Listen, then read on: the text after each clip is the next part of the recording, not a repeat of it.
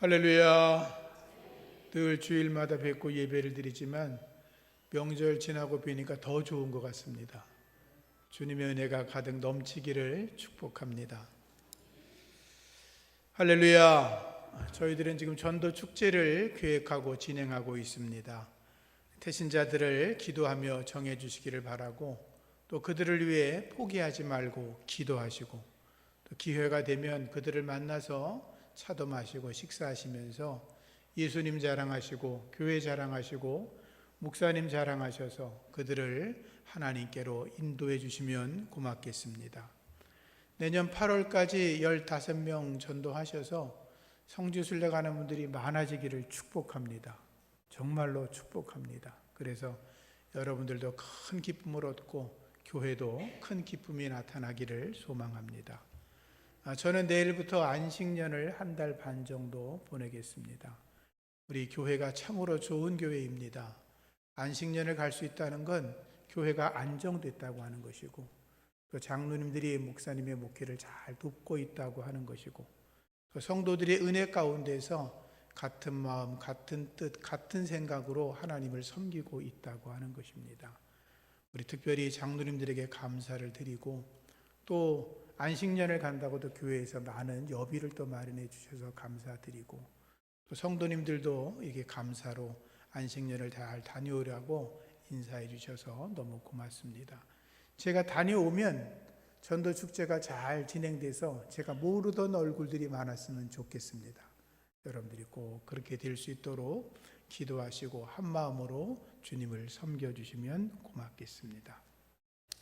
사도행전 16장은 사도 바울이 아시아로 복음을 전하러 가려고 하다가 성령께서 그의 길을 가로막지요. 아시아가 아니라 방향을 돌려서 유럽으로 가라고, 마게도냐 사람이 나타나서 마게도냐로 와서 우리를 도와달라고 하는 환상을 보고 바울이 마게도냐로 들어갑니다. 빌립보라고 하는 성에 들어가서 자주장사 루디아를 만나 복음을 전하고, 그 루디아가 예수님을 영접하고 나서 내가 예수 믿는 자로 알거든 저희 집에 유하라고 간청을 합니다. 바울과 실라가 그의 집에 머물면서 그의 집이 예배 장소가 되고 빌립보 교회가 되고, 그것을 기점으로 해서 빌립보의 많은 사람들을 구원하는 기적의 역사가 일어나게 되었죠. 어느 날 바울과 실라가 집에서 나와서 기도하는 처소를 찾아가다가 귀신 들린 여종을 만나게 되었습니다. 귀신 들린 여자는 사람들의 기륭을 점쳐주고 앞날이 어쩌고 저쩌고 이야기하면서 점을 치고 하는 자지요. 복채를 받아가지고 그 복채를 자기가 쓰지 않고 자기의 주인들에게 가져다가 상납하는 그런 여인이었습니다. 그런데 귀신 들린 여자가 귀신같이 바울과 실라를 알아봅니다. 바울과 실라를 보더니 이렇게 말합니다. 이 사람은 지극히 높으신 하나님의 종입니다. 이 바울과 실라의 두 사람이 하나님의 지극히 높은 종인데 우리들에게 구원의 길을 전하고 있다라고 말했습니다. 틀린 말이 아니잖아요. 100점짜리 정답이지요. 그런데 얼마나 귀찮게 굴었는지 사람들에게 아마 그렇게 말했던 것 같아요. 이 사람은 우리와 살아가는 방식이 다르다. 우리는 귀신을 섬기는데 이 사람은 하나님을 섬긴다. 그 사람이 계속해서 어떤 일을 하면 우리가 귀신 섬기는 일은 망친다. 그런 이야기죠. 근데 이것이 한 번만 그런 게 아니라 쫓아다니면서 며칠 동안 계속하니까 바울과 실라가 얼마나 귀찮았겠어요. 귀신 들린 여자를 향하여 명합니다. 내가 예수 그리스도의 이름으로 명하노니 귀신아 그 사람에게서 나오라 라고 명령을 합니다. 귀신이 그 자리에서 즉시 나와 버렸습니다. 여종의 몸과 정신이 온전해졌습니다. 귀신의 영향에서 벗어났습니다. 귀신이 떠나고 나니까 그 여자는 더 이상 점을 칠 수가 없었습니다. 귀신이 나가니까 사람들은 더 이상 그녀를 찾아오지 않았습니다. 그러자 여종의 주인들이 화가 났습니다. 더 이상 돈을 벌 수가 없으니까 그 이유가 바울과 실라 때문이었다고 말하면서 바울과 실라를 붙잡아서 관원들에게 끌고 갑니다. 그리고 말합니다. 여기 이놈들을 잡아왔는데 이놈들은 아주 못돼 먹은 놈들입니다. 유대인 놈들입니다. 우리는 로마 사람인데 이놈은 유대인 놈이고 우리들이 알지 못하는 이상한 것을 전하고 있습니다. 이놈들을 어떻게 좀 해결해 달라고 이야기하죠. 상관이 그 말을 듣자마자 이렇게 말합니다. 저놈들의 옷을 찢어버려라, 매로 쳐라, 깊은 감옥에 쳐놓고 든든히 지켜라 라고 명령합니다. 바울과 실라 전도 일행들은 영문도 모른 채 변명 한마디 못 해보고 채찍으로 맞습니다. 감옥에 들어갑니다. 거기서 눈물 흘려 고통되는 시간을 지나가게 됩니다. 바울과 실라가 깊은 옥에 갇혔습니다. 발에 착고가 채워졌습니다. 너무나 어이가 없고 기가 막힌 일이지만 답답하고 뭔가 말하고 싶었지만 그들은 그렇게 할 수 없었습니다. 그러나 바울과 실라는 자기들이 예수의 이름으로 당하는 고난에 대해서 감사했습니다. 예수의 이름을 전하다가 당하는 박해는 오히려 감사한 거다. 그건 주님을 닮아가는 모습이다. 오히려 주님의 이름으로 박해를 당하는 것은 합당한 일이고 예수를 따르는 자들은 그 정도는 언제나 견뎌내야 된다라고 생각을 했습니다. 그러면서 그들은 하나님을 찬양합니다. 그리고 기도합니다. 깜깜한 밤중에 부르는 바울과 실라의 찬양은 차가운 공기를 타고 모든 사람의 귓가에 들립니다. 거기에 감옥에 있던 죄수들이 간수도 다 듣고 있습니다. 그런데 시간이 지나면서 하나님이 놀라운 일을 행하십니다. 옥토가 흔들립니다. 옥문이 열립니다. 지진이 일어났습니다. 발에 묶인 착고가 풀리게 되었습니다. 졸고 있던 간수가 잠에서 깨어보니까 옥문이 다 열렸습니다. 정신을 차리지가 못했어요. 그가 그래서 죄수들이 다 도망간 줄로 알고 스스로 죽으려고 자결하려고 칼을 뽑아 들었습니다. 그때 그 모습을 보았던 바울이 말합니다. 잠깐! 칼을 내려놓으시오. 죽지 마시오. 우리가 지금 이 자리에 다 있다고 이야기를 합니다. 간수가 그 말을 듣고 깜짝 놀랍니다. 등불을 들고 안에 들어가 보니 정말로 모든 죄수들이 그 자리에 있고 바울과 실라도 그곳에 있었습니다. 간수가 엎드려 묻습니다. 선생님, 우리가 어떻게 해야 구원을 얻을 수 있겠습니까? 바울이 말합니다. 주 예수를 믿어라. 그리하면 너와 네 집이 구원을 얻으리라. 할렐루야. 간수는 예수 이름으로 구원을 받았습니다. 간수가 바울과 실라를 자기 집으로 데려갑니다. 매를 맞아 상처난 부위를 깨끗하게 씻어줍니다. 예수의 복음을 듣고 그와 그의 온 집이 다 예수를 믿어 구원을 얻습니다. 세례를 받았습니다.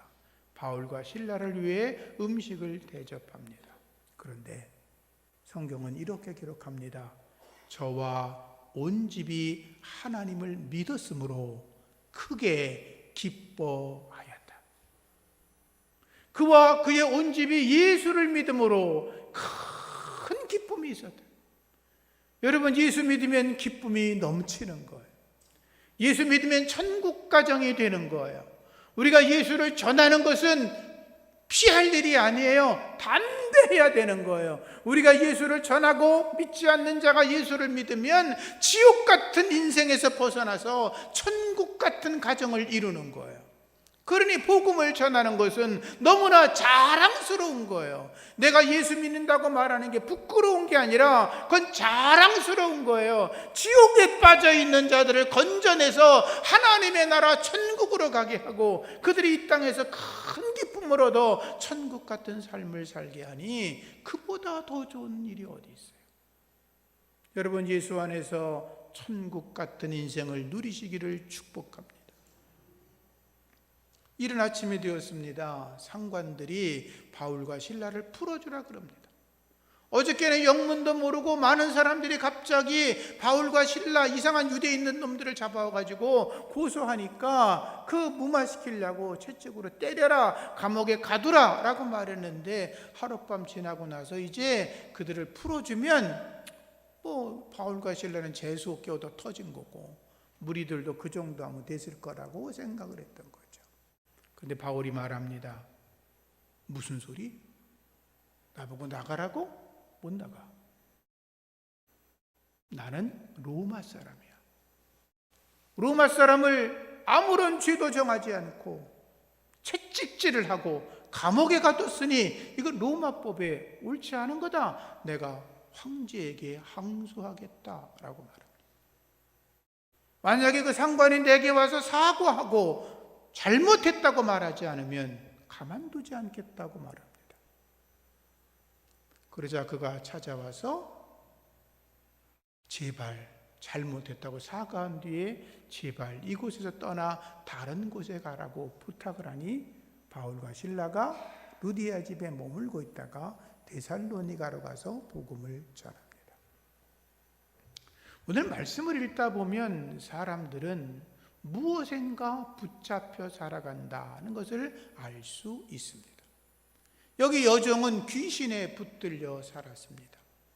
우리가 기도하는 곳을 가다가 점하는 귀신 들린 여종을 만나며 귀신 들려 점을 치고 있었다는 거죠.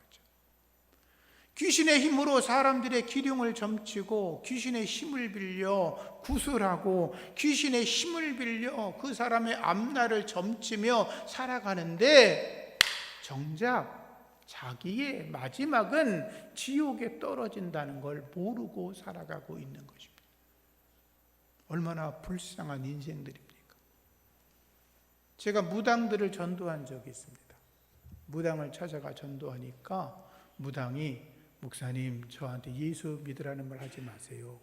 제가 무슨 소리냐고, 당신도 귀신한테 벗어나서 예수 믿고 천국 가야지. 그랬더니 이 사람이 저는 신내림을 받아서 만약에 벗어나면 그 신에게 해코지 당할까 봐 너무 무서우니까 저는 그만두고 내 두 딸을 교회로 전도 좀 해달라는 거예요. 자기 딸들도 자기처럼 무당 생활하면 너무 비참하니까 제발 예수 믿게 해달라는 거예요. 그래서 제가 2명의 딸을 전도했고 그 당시 그 사람들이 예수 잘 믿고 집사가 됐으니까 지금은 권사님이 되셨겠죠. 하나님을 잘 섬기는 분들이 됐습니다. 또 한 분은 권사님의 며느리였는데 이분이 무당이었습니다. 어느 날 교회를 나왔어요. 얼마나 좋은 일이에요. 그러더니 이제 이렇게 저렇게 이야기를 하다 보니까 자기 집에 신당이 있는데 무당이 신당을 차려놓잖아요. 그걸 좀 없애달라는 거예요. 그 말 들으니까 얼마나 신이 나는지. 그래가지고 마치 기도원이 바알 신당을 무너뜨렸던 것처럼 찾아갔어요.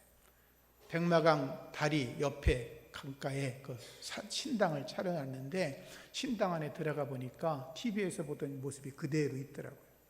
그걸 전부 다 부서뜨려가지고 마당으로 끌고 나왔는데 그 신당 뒤가 얼마나 더러운지 음식 찌끄러기 말라 비틀어진 거 곰팡이 쓴 거 아주 가득 쌓여있어요.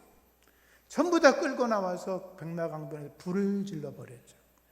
그리고 이제 불에 타지 않는 거 뭐 꽹과리니 촛대니 이런 것들은 전부 다 그냥 백마강에다가 던져버렸어요. 그런데 그 무당의 아들이 교회를 다니고 있었어요. 하나님께서 그 아이를 감동시키시고 부름을 받게 하고 신학을 마치고 목사가 되었어요. 할렐루야. 예수 믿어야 사는 거예요. 귀신에게 붙들려 살면 안 돼요. 성령에 붙들려 살아가셔야 돼요. 귀신에 붙들리면 영혼을 뺏겨요. 육체가 상함을 입어요. 자기 의지와 관계없이 마귀의 종으로 살다가 평생 그렇게 귀신에 붙들려 살아가다가 지옥에 떨어지는 거예요. 옛날 고대에 황제가 되면 황제가 하는 일 중에 여러 가지가 있지만 그 중에 가장 큰 일 중에 하나가 무덤을 만드는 거예요. 몇십 년이 걸려요. 만든 무덤도 있지요. 황제가 죽고 나면 그 무덤 안에 매장도 하고 수많은 그 부장품들, 보석들이 가득하잖아요. 또 어떤 무덤들은 통로가 막 여러 개가 있어가지고 그런 걸 지켜내고 막 그러잖아요. 근데 몇십 년 동안 그렇게 무덤을 만들고 나면 다 끝난 다음에 이게 뭔지 아세요? 그 무덤을 설계한 사람하고 일꾼들을 죽여버려요.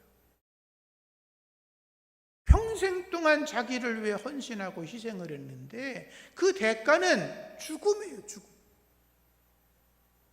도구를 당할 수도 있고 그런 일들로 해서 황제가 수치를 당할지도 생각을 해서 다 죽여버리는 거죠.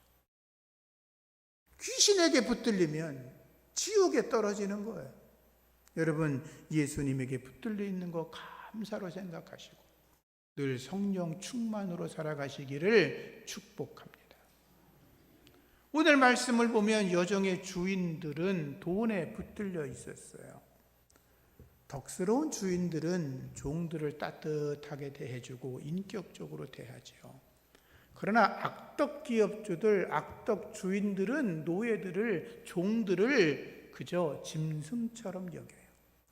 돈 벌어오는 기계로 여겨요. 당시 로마 시대 노예는 말하는 짐승이라고 생각을 했어요. 사람이 아니에요? 짐승이에요. 말은 해요. 얼마나 똑똑한 노예예요. 먹이만 주면 되는 거예요? 그 사람이 귀신이 들렸든 병이 들어 죽어가든 상관이 없어요. 돈만 벌어오면 되는 거예요. 귀신 들린 여정이 귀신 들렸는데 불쌍히 여겨야 되잖아요. 근데 좋다는 거예요. 왜? 돈을 벌어다 주니까. 근데 귀신이 나가니까 화가 난 거예요. 귀신이 나가서 온전한 정신이 돌아오면 얼마나 사랑스럽고 이뻐요. 근데 귀신이 나갔다고 화가 난 거예요. 돈을 벌 수 없으니까 바울과 실라를 고소하는 거예요. 이놈들이 아주 못된 유대인들입니다. 우리가 돈 벌려고 있었는데 망하게 만들었다고 고소한 것 아니겠어요? 세상에 돈 싫다고 하는 사람은 없죠. 모든 사람이 다 돈을 좋아해요. 그런데 돈 때문에 사람의 인격을 파괴하고 돈 때문에 사람을 죽이고 돈 때문에 피해를 주고 돈 때문에 사기를 치고 돈 때문에 하나님을 떠나고 돈 때문에 예수님을 배신한다면 그건 아니죠. 돈의 노예가 되지 말고 돈을 다스릴 수 있는 믿음의 사람 되기를 축복합니다. 육신의 생각은 사망이고 영의 생각은 생명과 평안이라 그랬어요. 돈을 사랑하는 것은 일만하게 뿌리라 그랬잖아요. 돈에 너무 집착하지 말고 하나님의 뜻을 따라 사용할 수 있는 참된 그리스도인이 되기를 축복합니다. 성경을 보면 가룟 유다가 자기 스승 예수님을 당시 노예 한 사람의 값 은 30에 팔아먹잖아요. 아니, 돈이 아무리 좋아도 그렇지 어떻게 자기 스승을 팔아먹습니까? 돈이 아무리 좋아도 그럴 수는 없지요. 예수님께서 빌라도에게 재판을 받을 때 대제사장과 장로들이, 하수인들이 소리 지릅니다. 예수를 십자가에 달아 죽여라! 라고 소리를 지릅니다. 그 사람들이 누굽니까?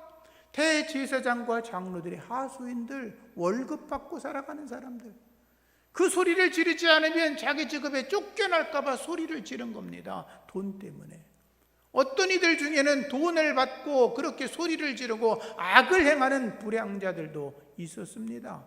돈을 가지고 자기의 참된 생각을 버리고 악을 행했던 자들이 있죠. 예수님 부활하신 후에 대제사장과 장로들이 혼미해졌어요. 멘탈이 붕괴됐어요. 하나님의 아들 메시아를 죽였으니 그거야말로 자기들이 하는 말로 신성모독 아닙니까? 자기들이 사형받아야 되지 않습니까? 그런데 그것을 무마하기 위해서 어떡합니까? 로마 군병들, 무덤을 지키던 자들에게 돈을 많이 주고 매수합니다. 예수의 시신을 제자들이 훔쳐갔다고 해라. 뒤는 내가 봐줄 테니 걱정하지 마라. 여러분, 돈으로 죄를 가릴 수 없어요. 돈으로 진리를 살 수 없어요. 돈으로 구원을 살 수 없어요. 돈에 매여 살아가면 비참한 인생을 살아가는 거예요. 돈과 싸워 이기시기를 바라고, 하나님과 재물을 겸하여 섬기는 자가 아니라 하나님의 뜻대로 살아가시기를 축복합니다. 잠언 11장 28절에 재물을 의지하는 사람은 가랑잎처럼 된다. 가랑잎. 가랑잎이 떨어진 잎사고 아니에요? 낙엽이라 그러죠. 영어로는 dead leaves. 그러니까 죽은 잎사귀라는 거예요. 죽은 잎사귀. 이제 가을이 됐으니까 단풍이 화려하게 이제 아름답게 그렇게 만들어지겠죠. 근데 그 단풍이 떨어지는 순간 죽은 거예요. 겉으로는 굉장히 예쁘고 화려한 것 같지만 실제 그것은 죽은 거예요. 생명이 없는 거예요. 사람들이 수많은 돈을 가지고 자기를 치장하고 바르고 얼굴을 새로 꾸미고 뭐 어떻게 해도 소용없어요. 돈으로 모든 걸 자랑하고 살아가도 소용없어요. 거기는 죽은 생명이 있을 뿐이에요. 돈을 쫓아가지 말고 예수 쫓아가시기를 예수 이름으로 축복합니다. 세 번째, 지방의 관리는 권력에 붙들려 있었어요. 바울과 실라의 옷을 찢어버려라, 매질을 내라, 감옥에 집어넣어라. 얼마나 대단해요? 죄도 묻지 않고 뭐가 문제인지도 모르고 잘잘못 시비도 가려보지 않고 무조건 감옥에 가둔 거 아니에요? 유대인이라는 이유로 막 팩 때리고 피나게 만들고 감옥에 쳐놓고, 바울이 내가 로마 사람인데 어디 감히 나를 죄도 묻지 않고 로마법에 따라서 판단하지도 않고 나를 때리고 감옥에 넣을 수 있느냐고 따지니까 지방관리가 바울 앞에 와서 쩔쩔매면서 사정하는 모습을 성경에서 봤잖아요.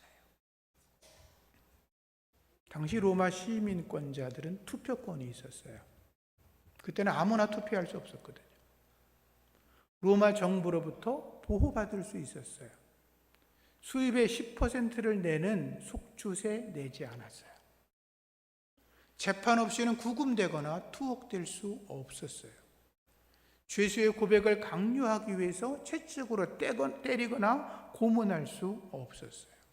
재판을 받다가 정당한 대우를 받지 못하면 황제에게 항소할 수 있었어요. 사도 바울이 마지막에 목이 잘려 순교당하잖아요. 베드로는 십자가에 거꾸로 매달려 죽었는데 바울은 십자가형을 안 당하죠. 그것은 로마 시민에게는 십자가형이 해당하지 않기 때문이었어요. 로마 시민권자, 지금의 미국 시민권자보다 훨씬 더 대단한 거예요. 그런데 바울이 이렇게 말합니다. 우리의 시민권은 하늘에 있다.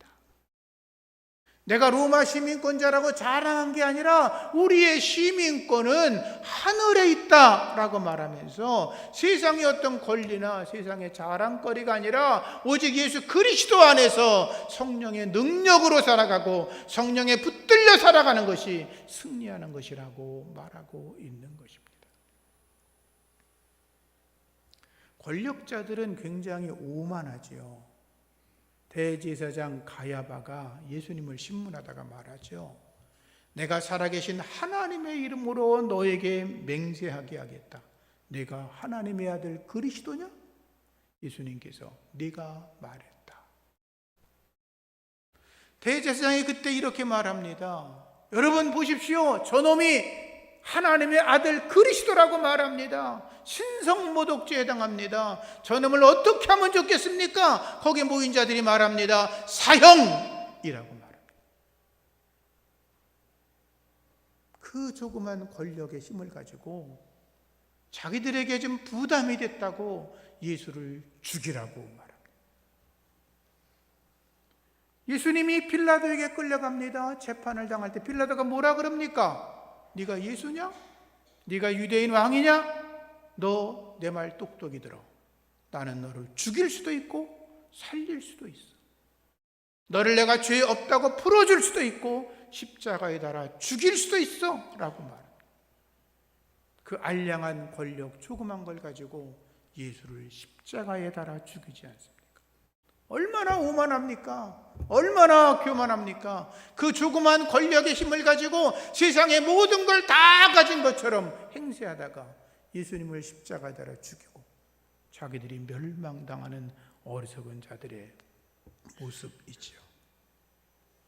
남들보다 조금 잘났다고 힘쓰지 마세요. 요즘 항저우 아시안게임?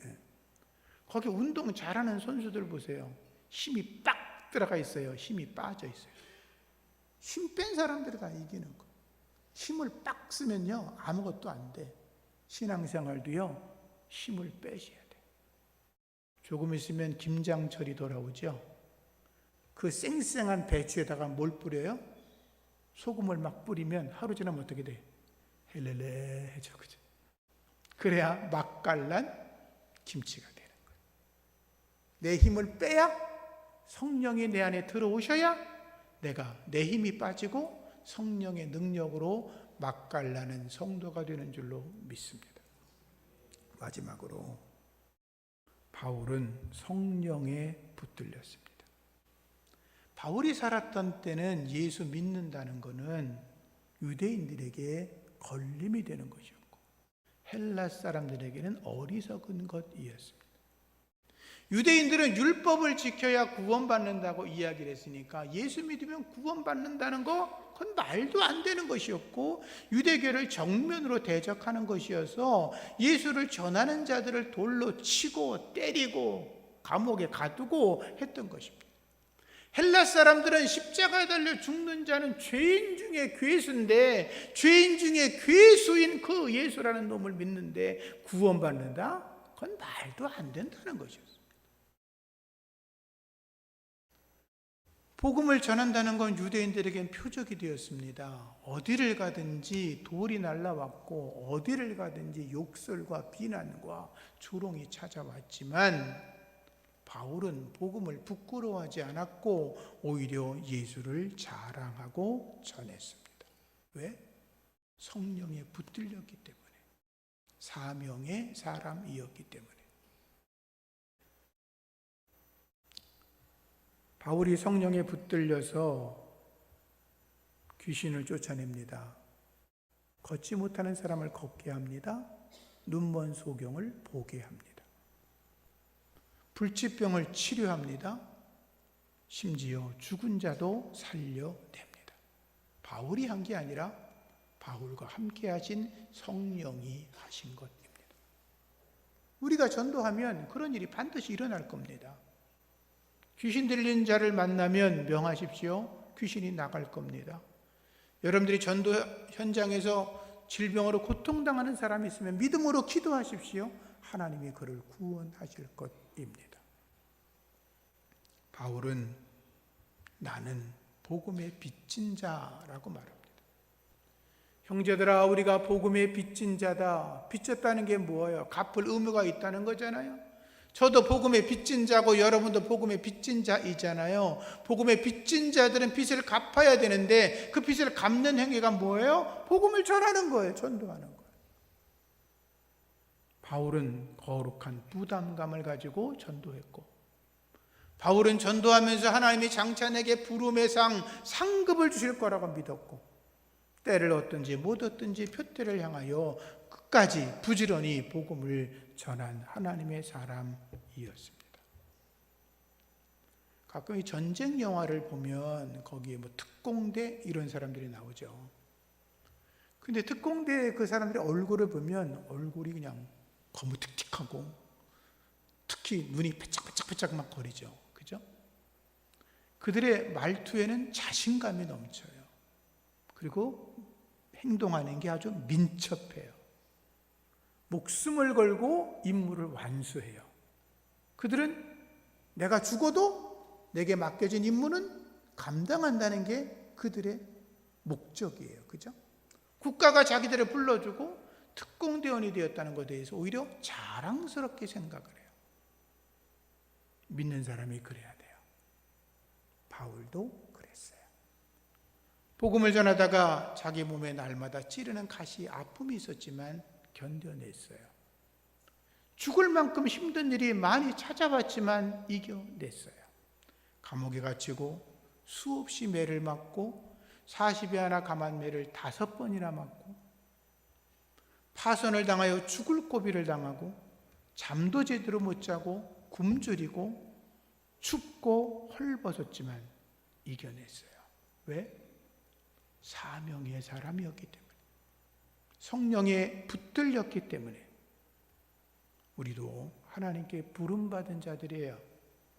하나님께 부름받았다고 믿으시면 아멘. 예, 바울처럼 전도자가 되시기를 축복합니다. 마지막으로